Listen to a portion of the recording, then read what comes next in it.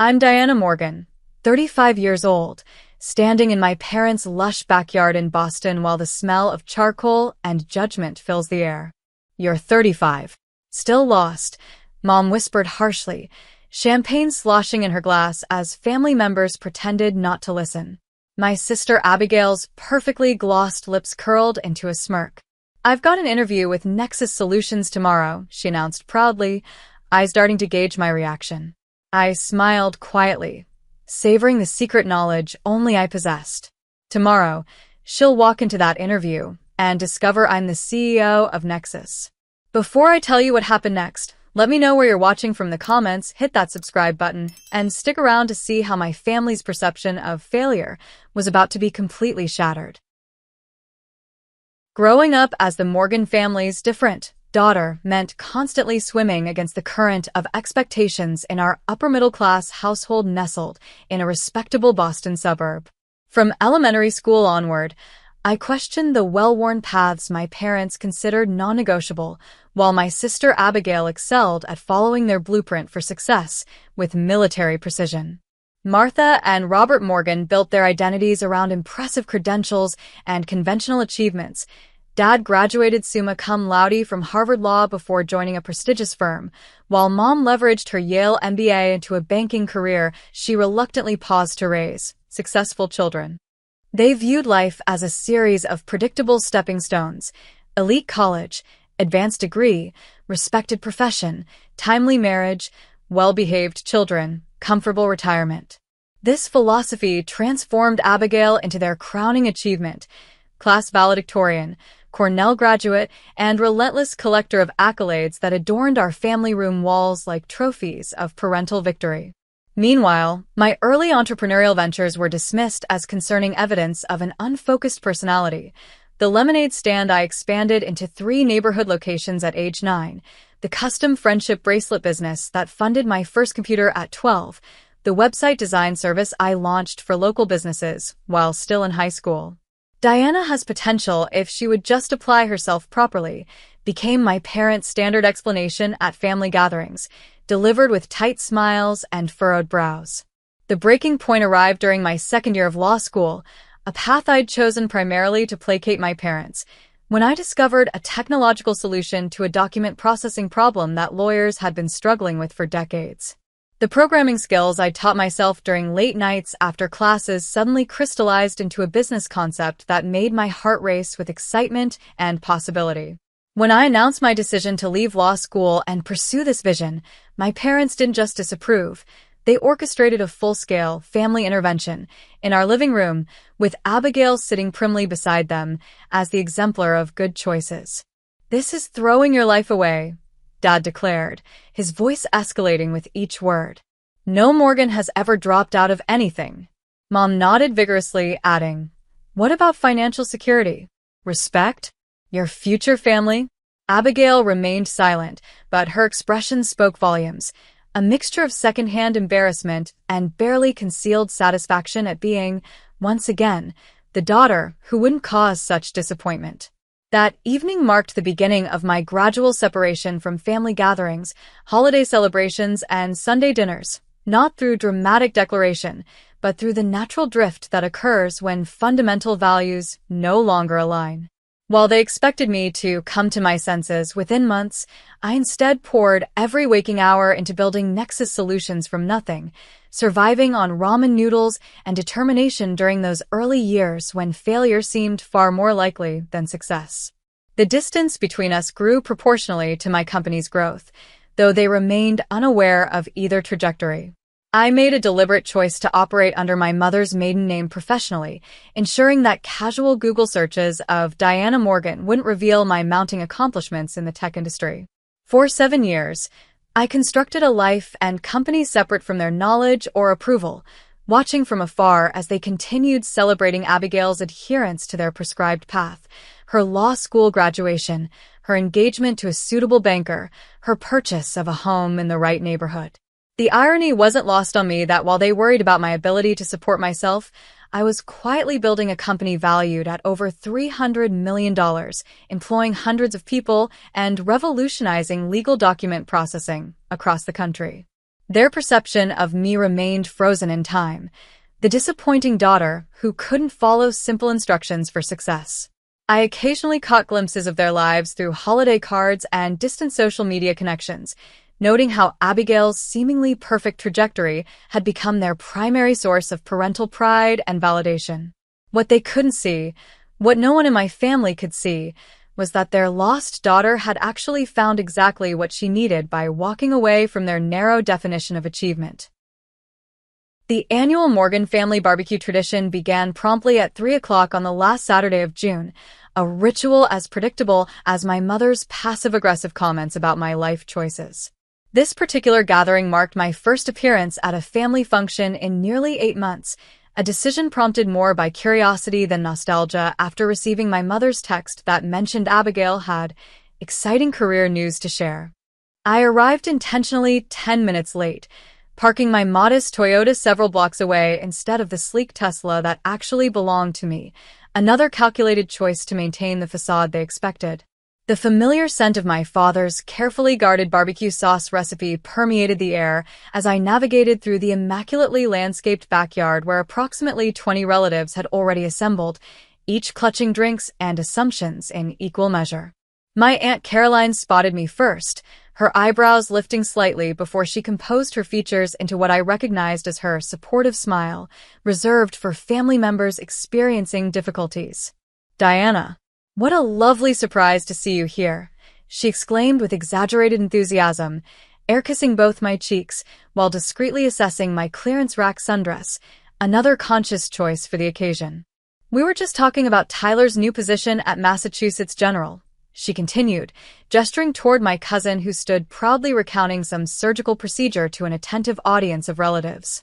Tyler acknowledged me with a quick nod before continuing his story, apparently too engrossed in medical heroics to properly greet the family disappointment. My father manned the grill with characteristic precision, spatula in one hand and timer in the other, his engineer's mind never quite able to accept barbecuing as an art rather than a science. 18 minutes each side, never more, it was explaining to my Uncle Paul, who nodded with the resigned expression of someone who had heard this lecture annually for decades. Dad's eyes met mine briefly, his greeting a terse "Diana," accompanied by a tight-lipped attempt at a smile that didn't reach his eyes. Mom emerged from the kitchen balancing a tray of her signature deviled eggs, her face momentarily registering surprise at my presence before quickly rearranging itself into hostess mode. "Diana, I wasn't sure you'd make it," she called out code for "I assumed you wouldn't bother showing up as usual." Before I could respond, Uncle James materialized beside me, drink already half empty and inhibitions lowered accordingly. "So, kiddo, what are you doing with yourself these days? Still figuring things out?" The familiar question hung in the air like the mosquitoes that inevitably appeared as afternoon transitioned to evening. I offered my standard vague response about working in tech, a truthful yet deliberately understated description that family members typically interpreted as answering phones at a call center or perhaps data entry if they were feeling generous in their assumptions. "Tech, huh? Good field if you can get established," Uncle James replied with thinly veiled skepticism before launching into an unsolicited explanation of how his financial planning business had helped clients retire comfortably for 40 years.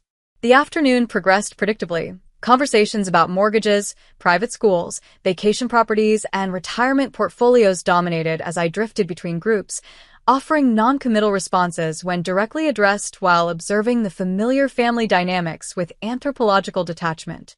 Cousin Jennifer proudly displayed ultrasound images of her third child. Aunt Patricia detailed her recent Mediterranean cruise with meticulous attention to the square footage of her suite, and my father's brother Douglas subtly mentioned the new Mercedes parked in my parents' driveway 3 separate times during appetizers alone. The collective attention shifted dramatically when my mother clinked her glass as everyone gathered around the elaborately arranged dining table on the stone patio. "Before we eat, Abigail has some wonderful news to share," she announced, her voice carrying that distinctive note of maternal pride reserved exclusively for my sister's achievements. Abigail rose gracefully, her designer sundress and perfectly highlighted hair capturing the golden hour sunlight like a character from a Nancy Meyers film.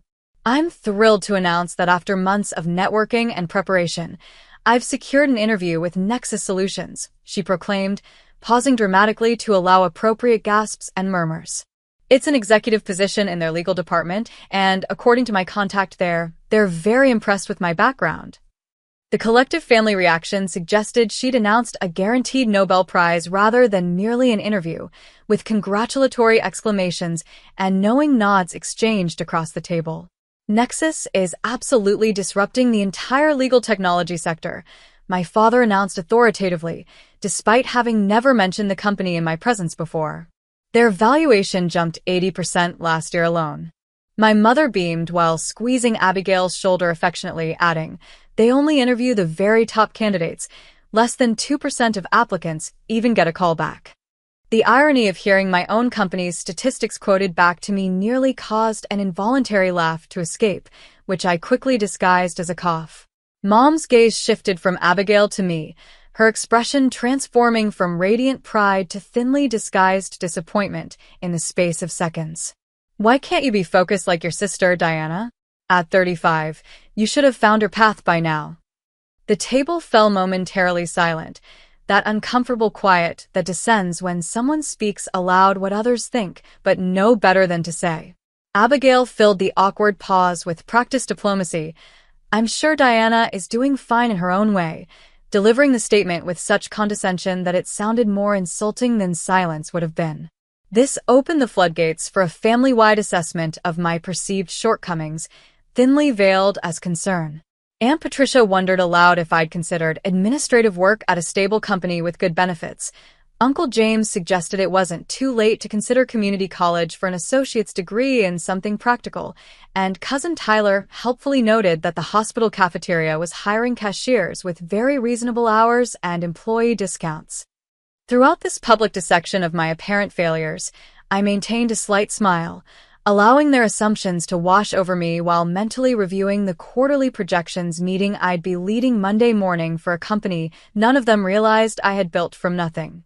As the conversation eventually drifted to other topics and family members dispersed into smaller conversational clusters, I made the quiet decision that tomorrow, after Abigail's interview, would finally be the day when perceptions and reality collided. The distance between my family's perception and my reality began the day I walked out of law school carrying nothing but a backpack containing an old laptop and a notebook filled with algorithm sketches. My one-bedroom apartment in Somerville became Nexus Solutions' first headquarters, with a second-hand desk wedged between my bed and the sole window that provided natural light from a narrow air shaft. Those early months tested every ounce of conviction I possessed, especially when the first round of potential investors dismissed my business plan with barely concealed patronizing smiles. Interesting concept, but perhaps too ambitious for someone without technical credentials, one venture capitalist commented while glancing at his watch, clearly having allocated the minimum courtesy time for our meeting. Another suggested I find a technical co-founder, preferably someone with an engineering background from MIT or Stanford, implying without saying directly that my self-taught programming skills couldn't possibly be sufficient for such an undertaking. The rejections accumulated alongside my dwindling savings, leading to nights when instant noodles constituted both lunch and dinner as I coded until my vision blurred. The pivotal turning point arrived unexpectedly through a chance encounter at a small legal tech meetup in Cambridge, where I presented a rudimentary prototype of my document processing system. Among the sparse audience sat Rebecca Winters, a former tech executive who had recently sold her cybersecurity company and was exploring new investment opportunities. Unlike previous potential investors, Rebecca asked technical questions that delved into the core functionality of my algorithm rather than fixating on my unconventional background or lack of Ivy League computer science degree. "The approach you're taking to natural language processing for legal documents is genuinely innovative," she remarked after my presentation, handing me her business card with private contact information handwritten on the back. "Call me tomorrow. I'd like to discuss this further." That conversation led to Nexus Solutions' first seed funding, $300,000 in exchange for 15% equity, accompanied by Rebecca's invaluable mentorship and industry connections. With actual capital available, I upgraded from my apartment office to a small commercial space in Kendall Square, hired 2 junior developers, and accelerated the development timeline for our core product. The breakthrough that transformed our trajectory came during a caffeine-fueled 48-hour coding marathon when I finally perfected the proprietary algorithm that could interpret, categorize, and extract critical information from legal documents with unprecedented accuracy. The system could analyze thousands of pages of contracts, depositions, and case law in minutes rather than the days or weeks required by teams of paralegals and junior associates, all while maintaining higher accuracy rates than manual review. Securing our first major client required persistence bordering on stubbornness, with dozens of law firms politely declining demonstrations before Hamilton and Associates, a mid-sized practice specializing in corporate mergers, agreed to pilot our system for a complex acquisition case.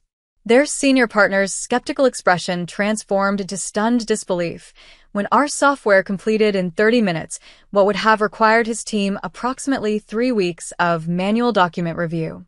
"This changes everything about how we approach due diligence," he admitted, immediately authorizing a full subscription to our platform and subsequently becoming our most vocal advocate within legal circles.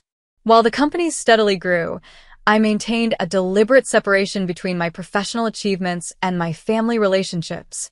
Operating professionally as Diana Winters, borrowing my mentor's surname, provided a convenient shield that prevented casual connections between the increasingly visible CEO of Nexus Solutions and the Morgan family's underachieving daughter.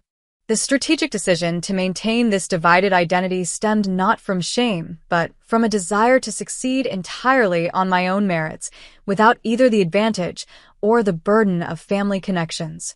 The 18-hour workdays during those formative years left little time for family gatherings anyway, making it relatively easy to maintain the illusion that I was simply figuring things out rather than revolutionizing an industry. Particularly satisfying milestones passed entirely without my family's knowledge. Our expansion to offices in New York and Chicago, the Forbes 30 Under 35 recognition, our Series B funding round that valued the company at $70 million, and the steady growth of our team from 3 people to nearly 50 employees within 3 years. The most transformative business development occurred during our 4th year when Nexus acquired Legal Metrics, a smaller competitor with complementary technology that enhanced our core product's capabilities while eliminating a potential market rival. This strategic acquisition raised our profile considerably within the industry, generating attention from major law firms, corporate legal departments, and government agencies seeking to modernize their document management systems. By our 5th anniversary, Nexus Solutions employed over 200 people across 4 offices nationwide, with an impressive client roster including 7 of the 10 largest law firms in the country, dozens of Fortune 500 corporate legal departments, and several federal agencies operating under non-disclosure agreements. Throughout this period of extraordinary professional growth, my family continued their pattern of occasional concerned messages wondering when I would get serious about my future, entirely unaware that I now led executive meetings in boardrooms with panoramic views of Boston Harbor, made decisions affecting hundreds of employees' livelihoods, and regularly declined speaking engagements at prestigious universities due to scheduling constraints. The company's continued expansion necessitated moving our headquarters to a modern glass and steel building in downtown Boston, where my corner office afforded views of the very neighborhood where my parents lived, blissfully unaware that their supposedly directionless daughter operated a thriving enterprise just miles from their doorstep. By our 7th year, Nexus Solutions had grown to over 300 employees with a valuation exceeding $300 million, with my ownership stake now representing more wealth than the combined lifetime earnings of everyone at my family's annual barbecue. The company's reputation for innovation and excellence had become firmly established within the legal technology sector, with industry publications regularly featuring our case studies and client success stories. Multiple acquisition offers from larger tech companies arrived with increasing frequency and escalating valuations, all of which I politely declined, preferring to maintain control of the company's direction and culture rather than cashing out prematurely. Through all this growth and success, I maintained the boundary between my professional achievements and my family's awareness, not from fear of their reaction, but from a gradually developing realization that their validation had become irrelevant to my sense of accomplishment or personal worth. The separation had evolved from a defensive mechanism into a fascinating social experiment. How long could parallel realities exist before inevitably colliding? That question would soon be answered when my sister walked through Nexus Solutions' front doors for her interview.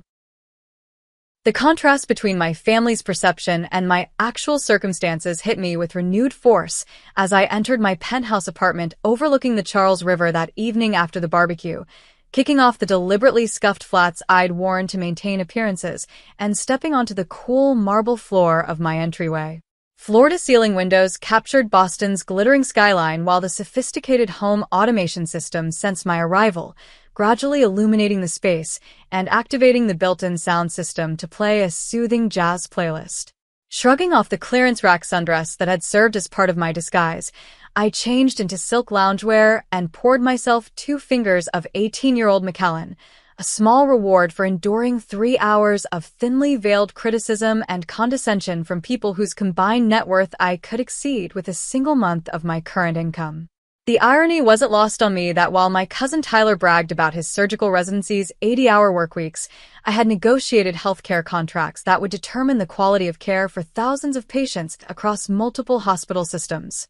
My ruminations were interrupted by a call from Thomas Blackwood, Nexus Solutions' Chief Operating Officer and the person who had been with the company almost since its inception, having joined as our 5th employee after leaving a prestigious position at Oracle. The interview schedule is finalized for tomorrow, he began without preamble, our years of collaboration eliminating the need for small talk. 8 candidates for the senior legal counsel position, including an Abigail Morgan scheduled for 10:30. Any relation? The question I'd been anticipating for weeks had finally arrived, prompting me to take a longer sip of scotch before responding. My sister, actually. She doesn't know I'm associated with Nexus. She believes I'm still finding myself in some vague tech support role. The momentary silence on the other end conveyed Thomas's surprise more effectively than words could have. That's quite a coincidence, he finally offered, diplomatic as always. Should we reschedule her with another interviewer? I'm happy to handle it personally. The offer was tempting, allowing me to avoid the imminent collision of my carefully separated worlds, but something deeper pushed me toward confronting this situation directly. No, keep the schedule as planned. I'll conduct her interview personally. Just make sure the panel members understand this is somewhat delicate. After ending the call, professional curiosity compelled me to open my laptop and review Abigail's application materials, which had progressed through our initial screening process without my awareness or intervention. Her resume presented the expected list of achievements: Cornell undergraduate degree, Columbia Law School, 5 years at Sullivan and Cromwell handling corporate transactions, all meticulously formatted and strategically worded to maximize impact. What caught my attention, however, were several subtle exaggerations scattered throughout. A leadership role, on a case where I knew from industry contacts she had actually been a supporting associate, a claim about developing client relationships that appeared inflated based on the firm's strict hierarchical structure, and most notably, a statement about proficiency with advanced legal technology platforms that seemed dubious given her frequent comments at family gatherings about preferring traditional legal methods. These discrepancies triggered a familiar internal conflict between my professional responsibilities and family loyalty, a tension that had remained largely theoretical until now. As CEO, I maintained strict hiring standards and expected complete honesty from candidates, often rejecting otherwise qualified applicants who demonstrated ethical flexibility on their applications. As a sister, I understood Abigail's desperate desire to secure this position, especially given our parents' relentless expectations and the competitive pressure she had faced her entire life. The professional standards I had built Nexus upon demanded fairness and integrity in our hiring process, regardless of personal connections. Yet I couldn't ignore the complex family dynamics that had shaped both Abigail's choices and my own, nor could I pretend that tomorrow's revelation wouldn't drastically alter our relationship and potentially ripple through the entire family system. My deliberation was interrupted by my phone vibrating with Abigail's name on the screen. Speak of the devil, as the saying goes. Taking a deep breath, I answered with a casual, "Hey, Abby," bracing for whatever prompted this unusual direct contact from my sister, who typically communicated through occasional group texts or holiday greeting cards. "Diana, thank goodness you picked up," she began, her voice carrying that distinctive note of forced cheerfulness that appeared whenever she wanted something. "I know we haven't talked much lately, but I could really use your input on something important." The irony of her suddenly seeking my advice after years of thinly veiled condescension wasn't lost on me, but I kept my tone neutral. "What's up?"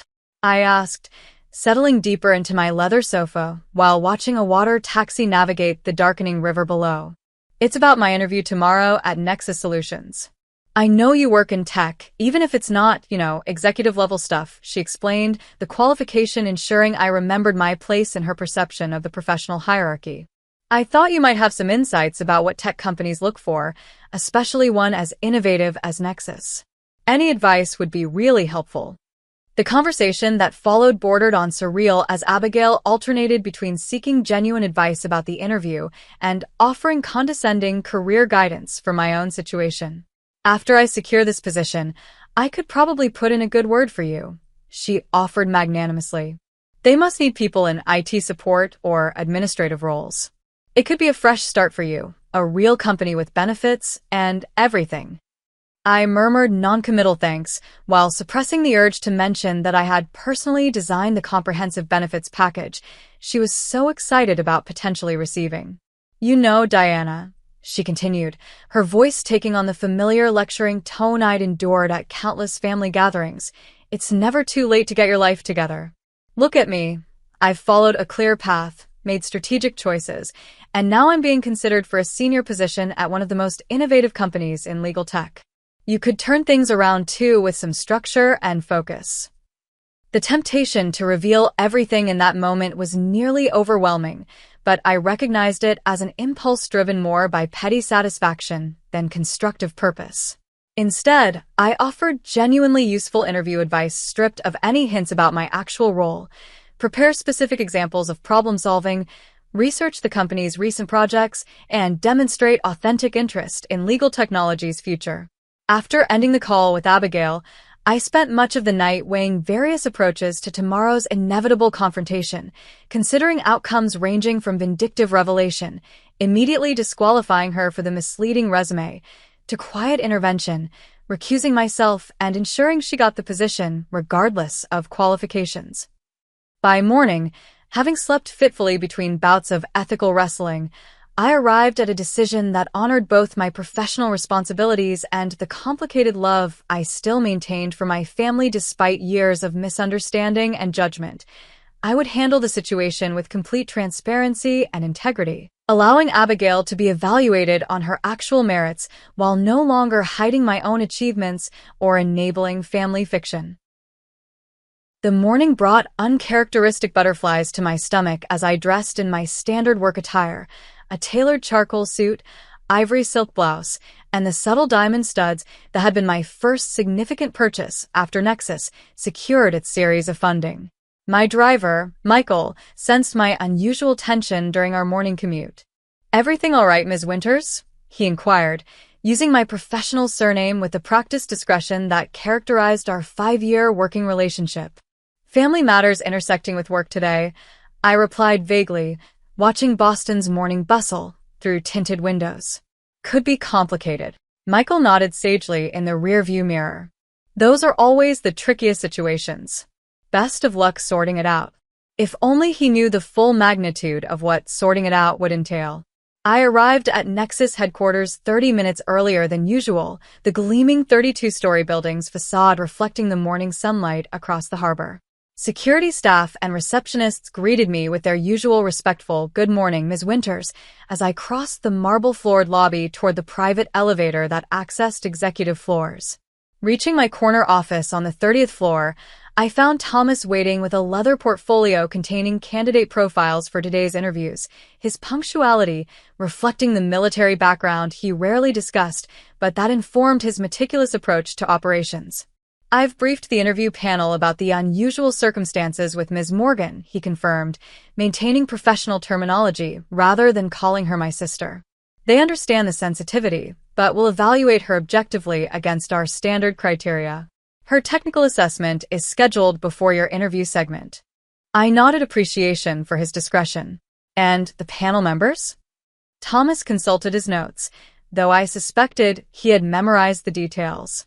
Veronica from legal, Raj from engineering, and Sophia from human resources, our standard cross-functional team. They've been instructed to proceed normally and allow you to handle any personal aspects that might arise. The morning progressed with practiced efficiency as we conducted 3 interviews before Abigail's scheduled appearance, each candidate bringing impressive credentials and thoughtful responses to our standard questioning protocol. During a brief break, I received a text notification that Abigail had checked in with reception downstairs, triggering a fresh wave of anticipation. Through the glass wall of our conference room, I watched the elevator doors open precisely at 10:25, revealing my sister stepping confidently into the executive floor lobby, dressed in an aggressively formal navy suit that appeared slightly too structured for our company's more contemporary culture. The receptionist directed her to the waiting area with a gesture that unintentionally pointed in my direction, causing Abigail's gaze to sweep across the glass-walled conference room where I stood reviewing notes. Her eyes passed over me initially, then snapped back with comic double-take precision, her practiced interview smile faltering momentarily before reasserting itself with visible effort. The mixture of confusion and disbelief that transformed her features confirmed she hadn't simply failed to mention knowing about my role. She was genuinely encountering this information for the first time. I maintained neutral professionalism as I approached the reception area, extending my hand formally. Ms. Morgan, thank you for coming in today.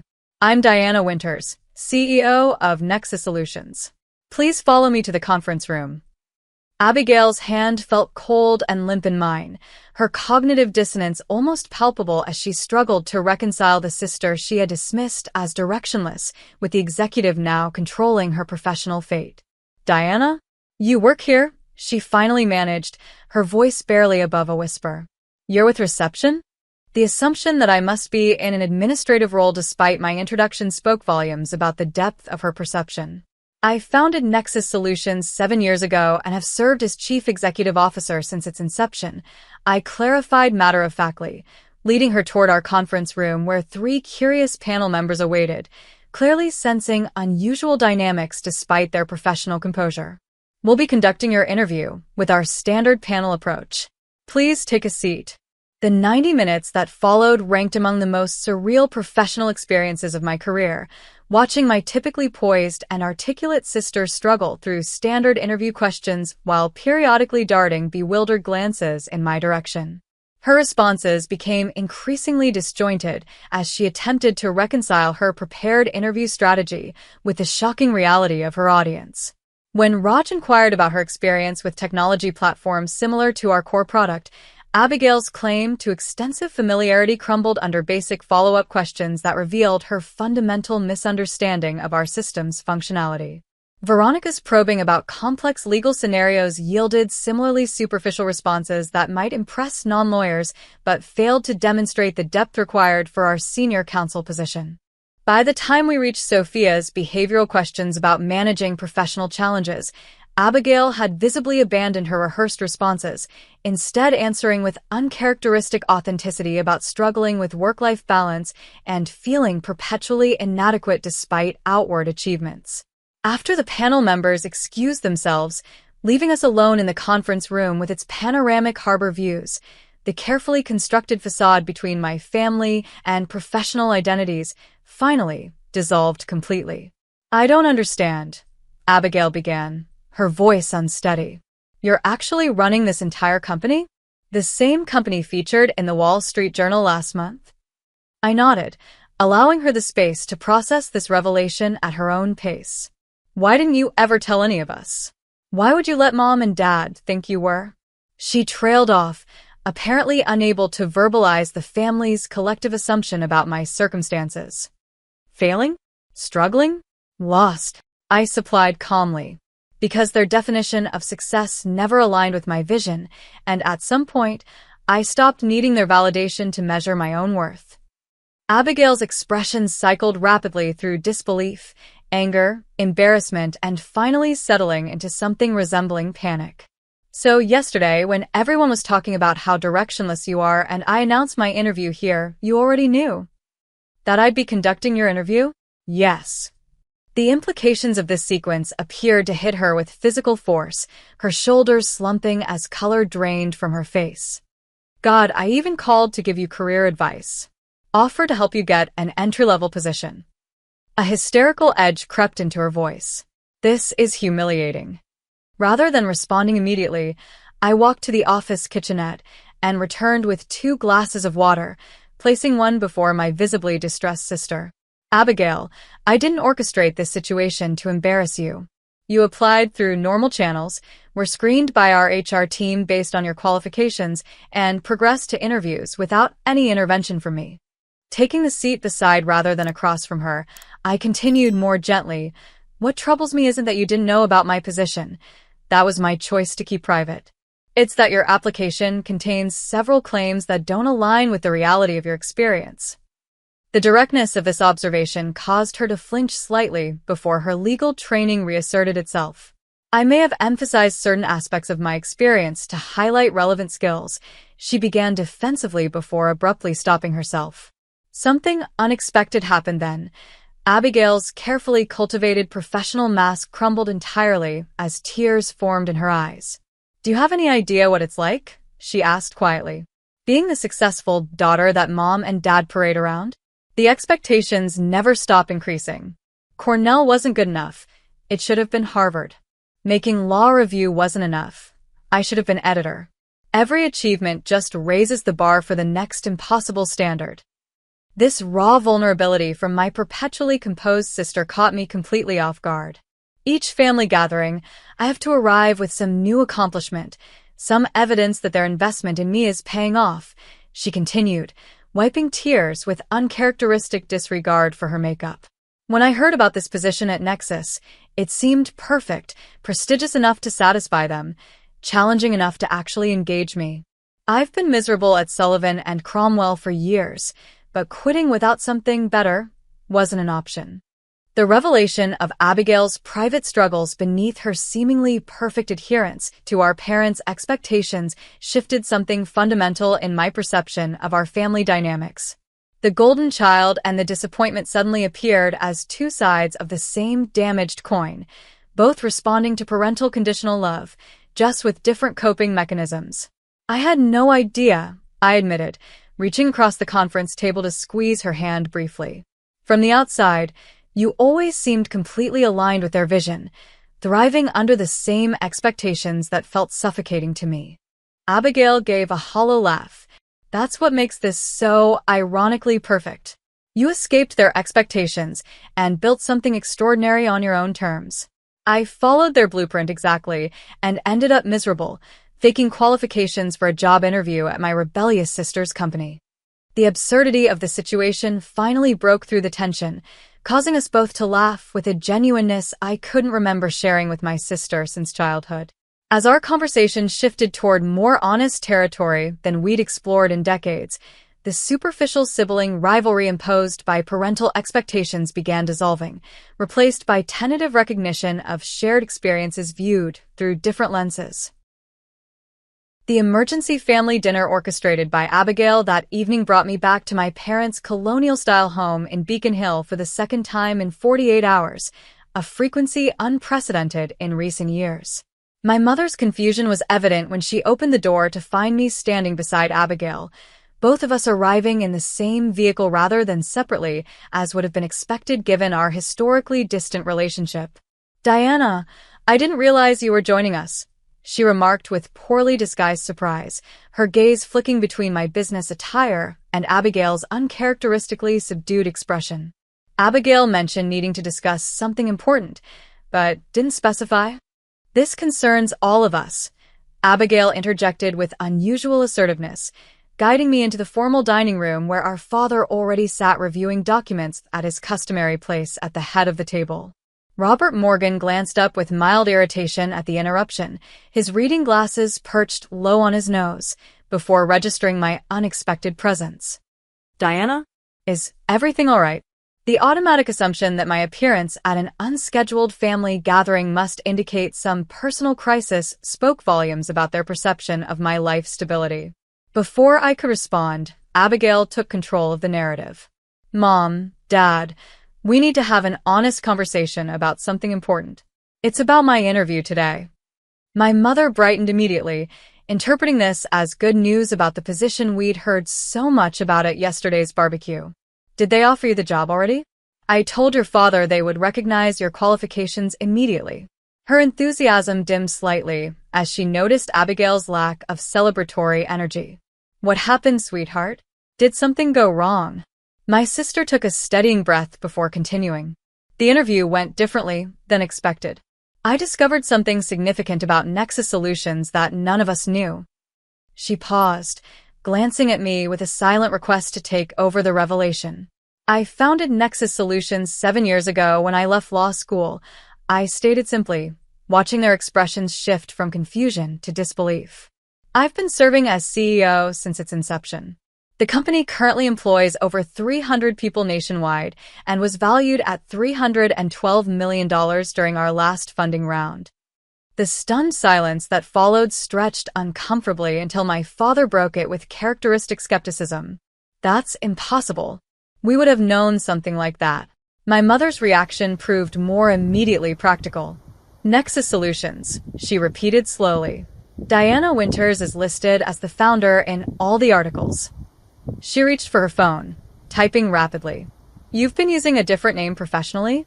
Rather than answering directly, I watched as she scrolled through search results, her eyes widening progressively as connections formed. There's a profile in Forbes from last year, she murmured, more to herself than to us. And a Wall Street Journal feature about disrupting legal technology. Her gaze lifted from the screen to study my face with newfound uncertainty. This is actually true? You really built this company? My father had retrieved his own laptop, conducting his own verification with increasing agitation. This makes no sense. Why wouldn't you tell us about this level of success? Why maintain the impression that you were struggling all these years? The genuine confusion in his voice reflected the fundamental disconnect between us, the inability to understand why his approval might not represent the ultimate validation I sought in life. Because the measure of my success isn't whether it impresses you, I replied without hostility, simply stating a realization that had crystallized over years of separation. When I left law school to pursue my vision, the family consensus was that I was making a terrible mistake. Rather than constantly defending my choices against criticism, I found it simpler to create distance. My mother's expression had transformed from disbelief to something more complex, a mixture of pride, confusion, and perhaps a tinge of regret. But you've achieved extraordinary success by any standard. Why wouldn't you want us to know about that? The question revealed the depth of her inability to separate achievement from familial approval, success from external validation. Because it was never about the achievement itself for you, I explained gently. It was about adherence to your prescribed path. If I'd become wealthy through conventional means, partner at a prestigious firm, marrying into money, even winning the lottery, you would have considered that success. Building something unconventional from scratch didn't fit the narrative you valued. While my mother processed this perspective with visible difficulty, Abigail redirected the conversation toward her own revelation. There's more to discuss about today. My interview performance was not what I had hoped.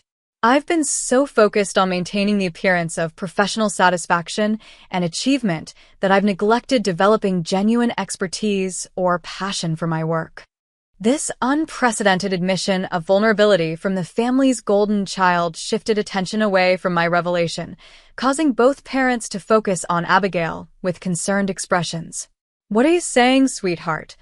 Our mother asked cautiously. Are you unhappy at Sullivan and Cromwell? The dam of pretense finally broke as Abigail revealed years of accumulated dissatisfaction with her carefully curated life choices. I've been miserable for years, she confessed, voice cracking slightly. I never wanted to practice corporate law. I chose it because it seemed impressive and would make you both proud. Every decision I've made since college has been calculated to earn your approval rather than pursue what actually interests me. Our father's reaction revealed volumes about the family dynamics that had shaped both our trajectories. His first instinct was defensive anger. "We've only wanted what's best for both of you," he insisted, voice rising.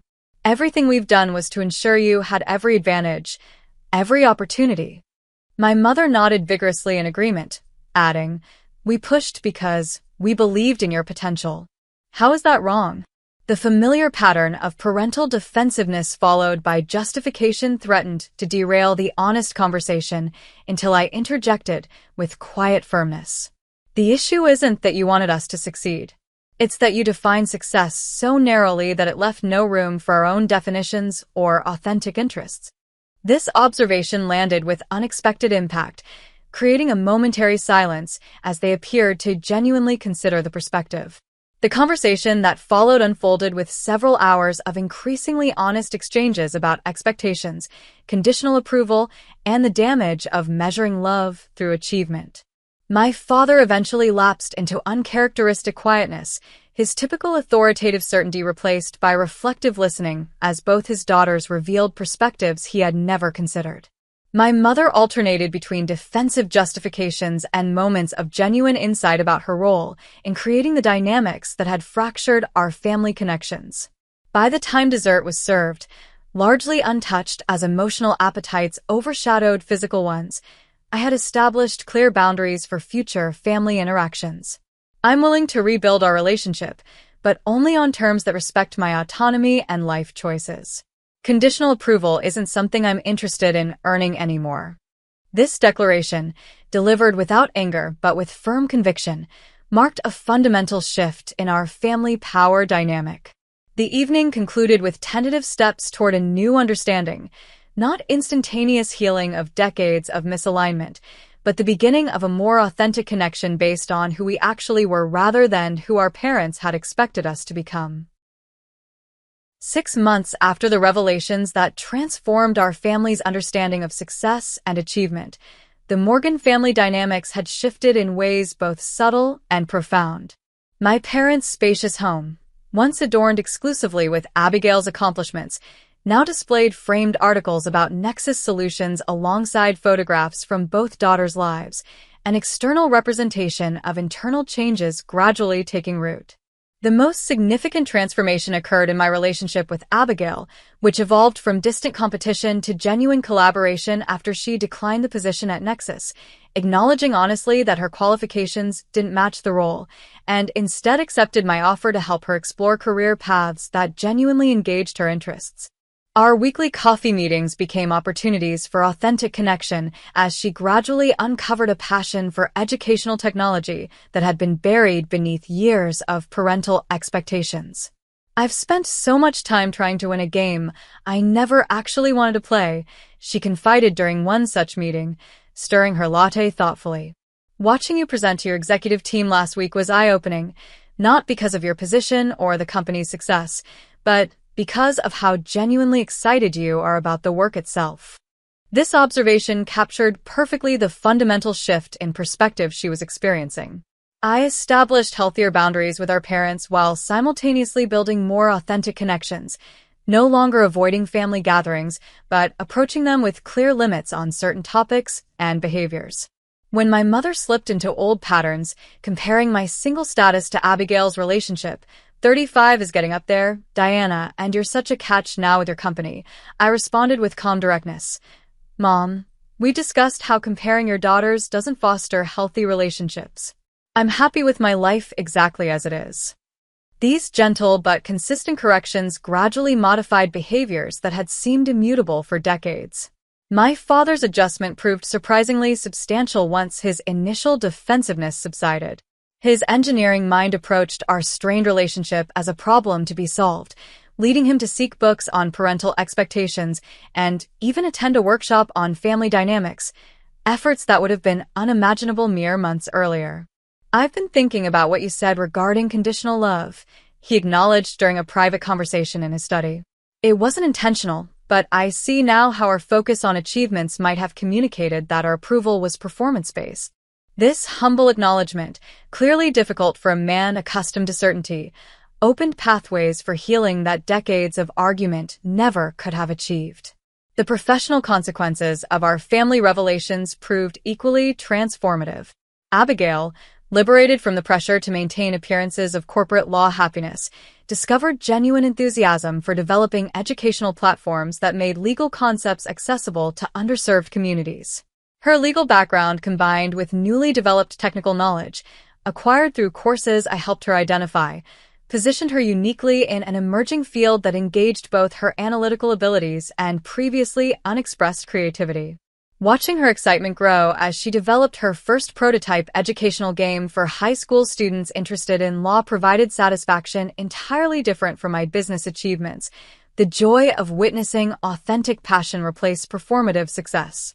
My own professional trajectory expanded to include establishing a scholarship fund for unconventional entrepreneurs, particularly those pursuing non-traditional paths without family support or connections. The Diana Morgan Fellowship, using my birth name professionally for the first time, provided funding, mentorship, and networking opportunities for 10 promising innovators annually, with selection criteria emphasizing authentic vision and determination rather than prestigious credentials. Explaining this initiative during a rare joint interview with Abigail for a business publication, I shared the philosophy underlying both the fellowship and my revised approach to family relationships. Traditional metrics of success often miss the most innovative potential. The people who change industries are frequently those who question established patterns rather than perfectly following them. The healing process included professional family therapy sessions that provided structured space for addressing decades of accumulated misunderstandings and hurt feelings. These conversations occasionally became uncomfortable as buried resentment surfaced, but the skilled therapist helped us navigate toward understanding rather than assigning blame. During one particularly significant session, my mother articulated a breakthrough realization. I pushed both of you toward paths I considered secure because I grew up with such financial instability, she explained, voice thick with emotion. My father lost everything in a business failure when I was 12, and we went from comfortable to barely surviving overnight. I swore my children would never experience that fear. This contextualizing of her controlling behavior didn't excuse past wounds, but offered new compassion for their origins.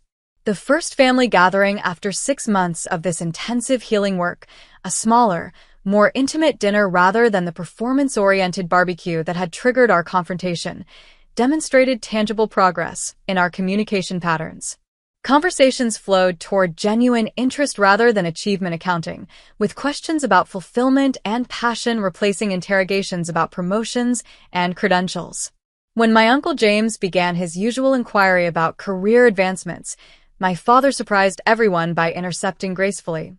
James, we're focusing less on professional scorecards these days and more on genuine interests. Diana was just describing a fascinating new application of her company's technology in immigration law.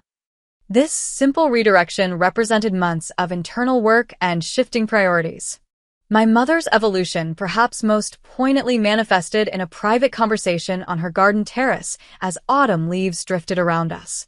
I owe you an apology that's long overdue, she began, uncharacteristic vulnerability evident in her voice. I measured your worth by standards that failed to recognize your unique gifts. What you've built isn't just impressive because it's successful by conventional metrics. It's extraordinary because it represents authentic vision and perseverance. I'm sorry it took me so long to see that. The genuine acknowledgement brought tears to my eyes as decades of seeking maternal validation dissolved into something more meaningful, mutual respect between adults who could now see each other clearly. By the following summer, when another family barbecue approached, the contrast with the previous year's event couldn't have been more pronounced. Rather than arriving with dread and emotional armor, I looked forward to genuine connections with relatives who now asked about my passion projects rather than relationship status or arbitrary achievements. Abigail and I arrived together, both successful by different measures, but more importantly, both pursuing paths aligned with our authentic interests rather than external expectations. The most profound transformation, however, wasn't in career trajectories or family gatherings, but in my internal relationship with success itself. The validation I had unconsciously sought even while rejecting my parents' definition of achievement gradually dissolved into something more sustainable, satisfaction derived from creation rather than recognition, from authentic expression rather than external metrics.